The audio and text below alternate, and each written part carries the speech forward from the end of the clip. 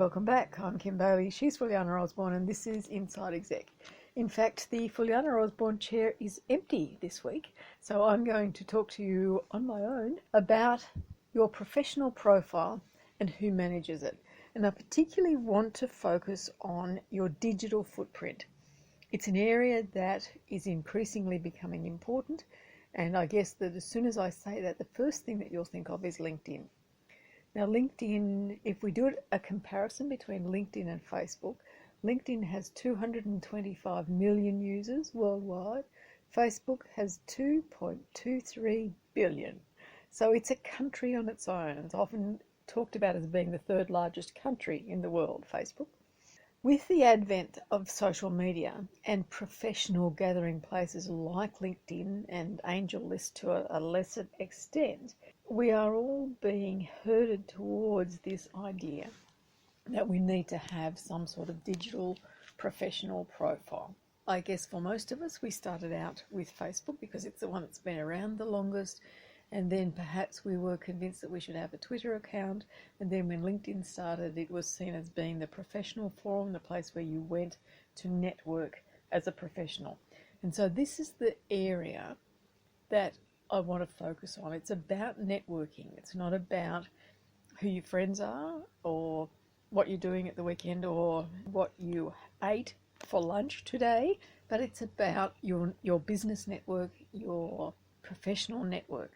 You know, the English language has got quite a few phrases in it that cover this situation. You are the company you keep. You are guilty by association.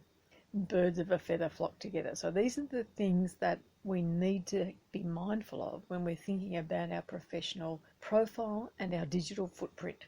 So if we look at the sorts of things that might happen in that environment, yes, we all have, or most of us, I won't say all because I know that within even our listening group, there are people who do not have Facebook accounts and do not have Facebook profiles, but do have LinkedIn profiles. So let's just talk, I guess, about the LinkedIn situation and how that relates to some of the other areas where you might be visible when someone does a search for you. And that's the first area that you need to be aware of. That privacy is a thing of the past. So just let it go, because we do not live in a world where privacy exists in terms of your digital footprint, your digital profile. And you would know that if you were if you were thinking about employing someone or bringing someone into the team, I would imagine that one of the things that you would do as a background check would be to Google or to search, to Bing them, to search for them and to see what sort of things come up in the results. So naturally what's going to come up in the results pretty much first up is the social media platforms such as Facebook and Twitter and LinkedIn, and to a lesser extent the ones that feed off those. There are actually some other platforms that pull information out of LinkedIn and set it up as a separate entity as well. So you need to be aware of what the best practices are for that situation in terms of your professional identity. And I will keep saying it because I want you to really focus on the fact that you have a personal footprint, digital footprint, and you have a professional digital footprint.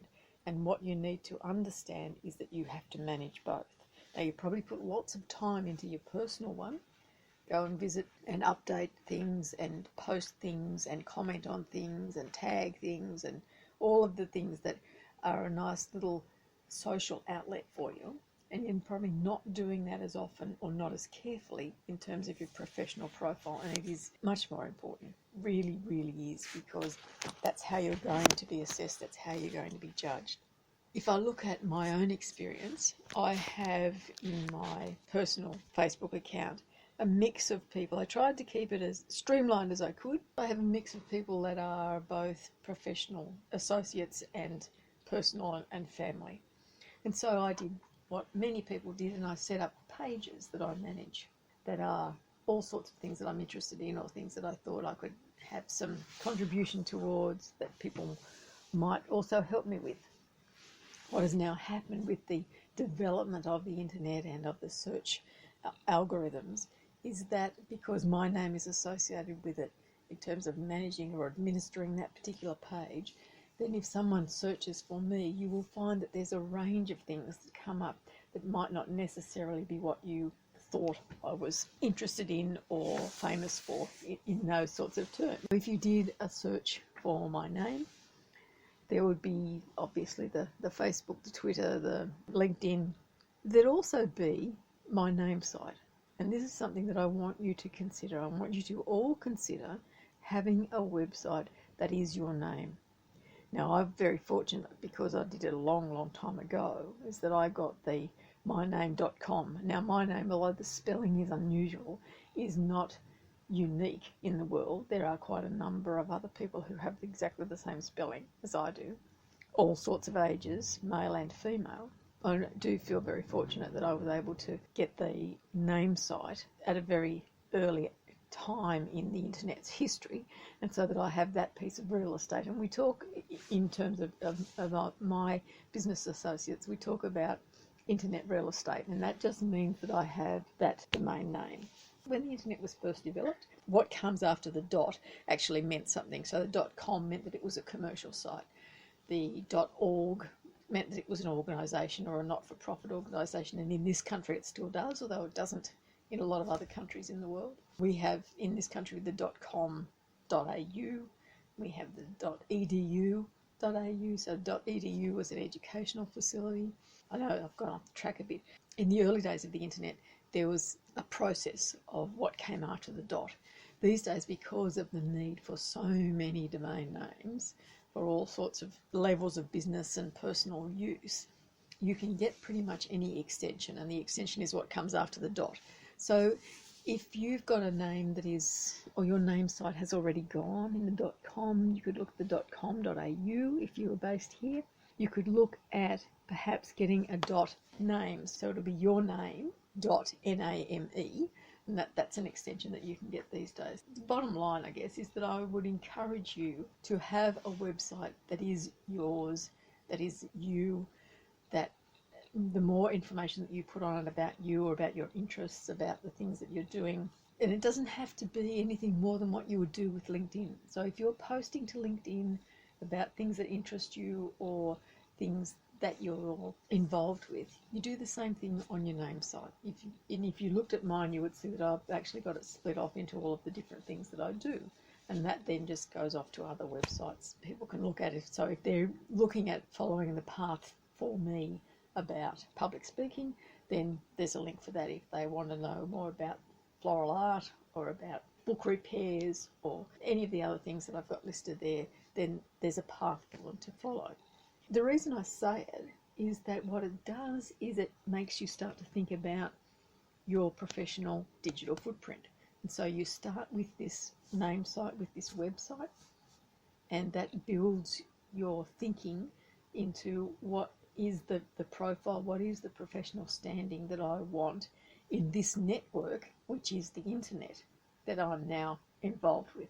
Probably the next step is that I want you to start thinking about the internet as being a business network, because that's what it is. In terms of how you interact with that network, you think of it in exactly the same way as if you were interacting with a network at a business meeting, at a physical business meeting. The most useful example within that is about how you would introduce yourself. Say you're using LinkedIn and you want to make a few more connections. And this goes, I think, for Facebook or any of the other social media that you might be using. I'll use LinkedIn because I think that's the one that most of you will understand. Within LinkedIn, if you want to make a connection with a new person, you can click on the button that says connect with this person, and it will send an automated request. If you were at a physical networking meeting, would you do that? Would you just walk up to a person and say, I want to know you, and walk away? I don't know that that would be a terribly successful approach for any kind of business networking meeting. So think about any way that you want to make connections in a digital sense in the same way as you would physical business network meeting. When you're making the connection, you want to do a greeting, obviously. Use the person's name, because we all like to hear our own names being used. We like to think that you're actually talking to us, not just the general hello. And we're very Funny aside story, we use a system when we're writing to our email lists of clients, and it's a bit of code that you insert into the email. So you write the body of the email, and then in the hello section, you do hello, and it's called first name fix. And if you don't get the punctuation right, then that's how it goes out. So everyone on your mailing list gets hello, first name fix, which is really not very good business practice. What it does is sits in my head and it reminds me that I have to use a person's name. I have to think about that person. I introduce myself in the body of the connection request, and then I'll tell them why I want to be connected with them, because it really is important for them to feel that there is a connection. A connection is the word, you know. If there's not going to be a connection, if you're just going to use their influence, their knowledge, their position, their power, whatever else it is, then why would they? Why would they want to be involved in someone who's going to be using them for that? You need to talk about why you want the connection and what your contribution is going to be to that connection. And it can be as simple as, hello, Fuliana, I'm really glad that I found your profile on LinkedIn. I'm involved in mentoring executives around the world, and I really appreciate listening to your podcast. I'd like to be involved in some way. Can we connect so that we can discuss it further? Now, it doesn't have to be that this is what I'm going to do for you. It can be simply that I want to assist in some way, but I don't know how, and I need your help to identify it.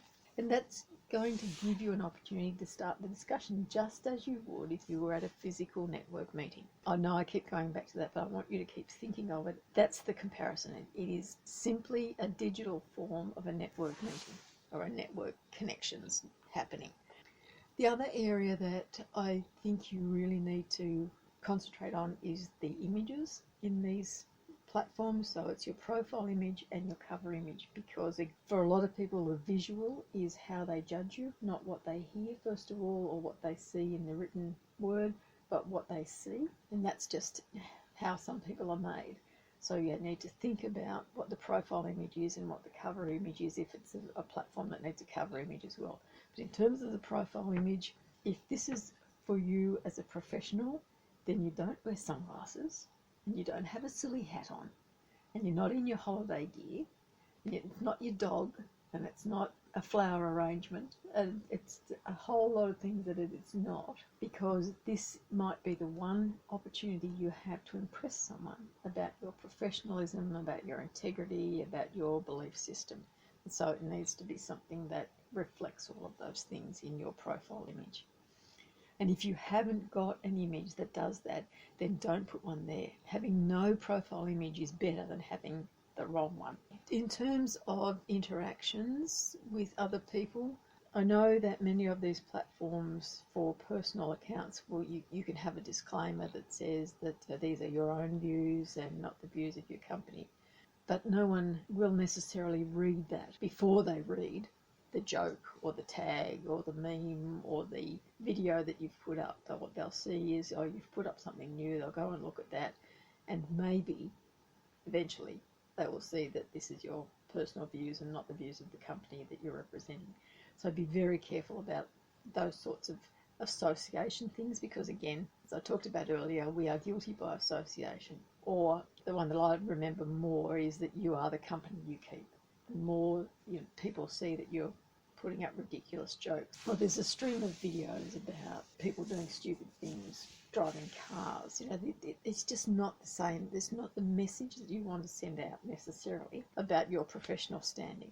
Thinking about privacy and your disclaimers about the difference between a company and a personal approach. I would always recommend that for any of these platforms that you have an individual sign-in process, that you don't use another account like Facebook or Google to link into a third-party social platform, because what happens then is that all of that information gets shared, and the algorithms are such and are continuing to get better, so that the information that you get fed, as well as the information that other people get fed, comes from all of those associations, all of those interactions. So you just need to be mindful of keeping things independent and staying in control. It's all about staying in control.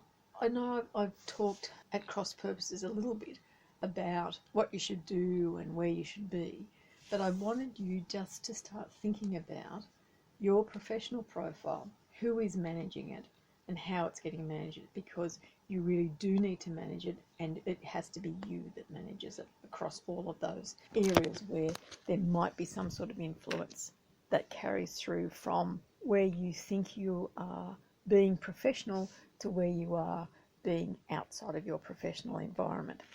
Be happy to take it further and discuss other things along the way when Fuliana returns. I'm sure she'll have some views on what we should be doing with social media. She's not a big fan of social media, I have to say, but she is very involved with LinkedIn and finds that very useful in terms of staying connected with people that she's worked with in the past or people she's working with or for now. She's very careful about what her digital footprint is. But for now, I will leave you to think about those things. Let me know if you've got some issues that you would like addressed or talked about, and we can do that in the coming weeks. I'm Kim Bailey. We miss Fuliana Osborne, who should be here with us. This is Inside Exec.